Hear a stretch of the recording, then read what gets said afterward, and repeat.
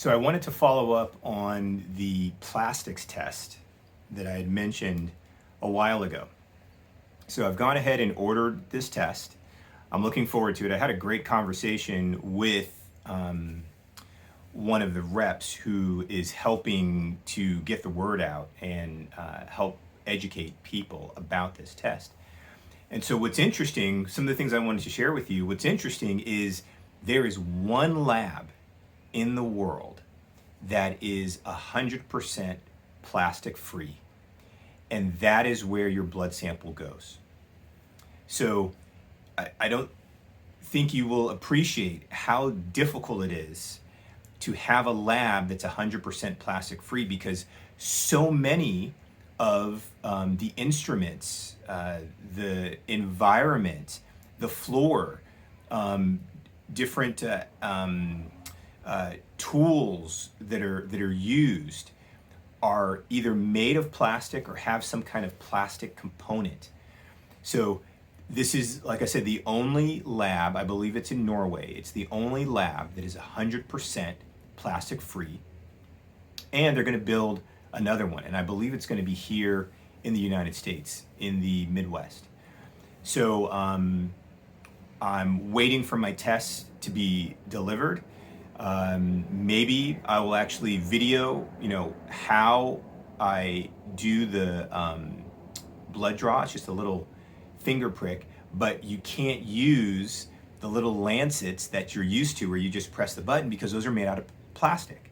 And so what's going to happen is I'm going to put my blood sample on a card. That's going to be mailed to this 100% plastic free lab. And then I'm going to take an specific strain that will influence my microbiome. And this particular strain, what it does is it eats the esters of a phthalate.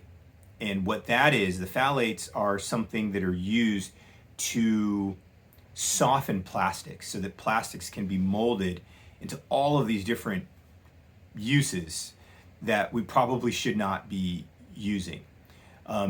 So one other thing I wanted to mention is just some of the lifestyle and habit changes that I thought a lot of people knew about, but then I realized after talking that a lot of people don't know to avoid certain things. So one is, you don't want to be drinking out of plastic water bottles.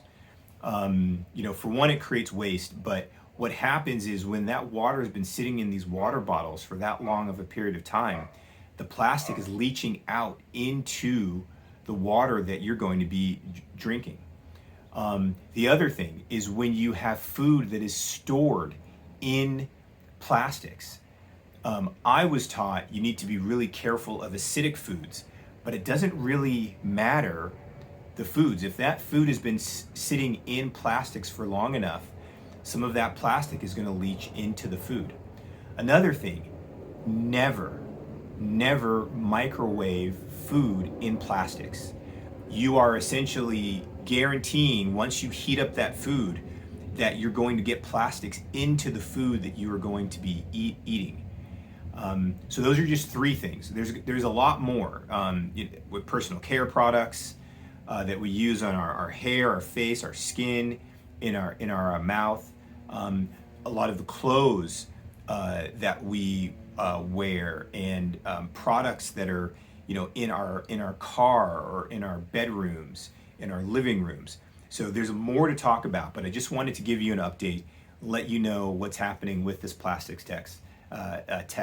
I'm excited about it. When I do get my results back, I will share, and then I'll also share what it is that I'm taking. And then when I do the follow-up, the post-test, after I finish this product, I will also share that, because we should see that, if my plastic levels are here, it should be down here. It should be a lot lower after I finish these products, okay?